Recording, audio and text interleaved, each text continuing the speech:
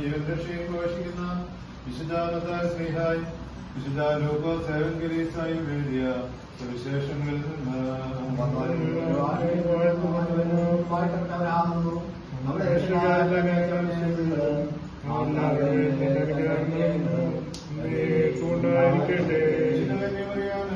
ശരീരം ധരിച്ച ദൈവത്തിന്റെയും ജീവനുള്ള വചനവും നമ്മുടെ കർത്താവും ദൈവരക്ഷിതാവുമായ യേശുമിശിഹായുടെ മനുഷ്യാവതാരകാലത്ത് ഇപ്രകാരം സംഭവിച്ചു.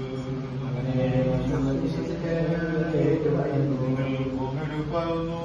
ഉപ്പ് കാരമില്ലാതെ പോലെ തന്നെ എന്തുകൊണ്ട് രസം വരുത്താം. പുറത്ത് കളഞ്ഞില്ല മനുഷ്യന്റെ കേട്ടുവാനല്ലാതെ മറ്റൊന്നിനും പിന്നെ കൊള്ളുന്നതല്ല. നിങ്ങൾ ലോകത്തിന്റെ വെളിച്ചമാകുന്നു. ഫലമേലിരിക്കുന്ന പട്ടണം പറഞ്ഞിരിക്കാൻ സാധ്യമല്ല.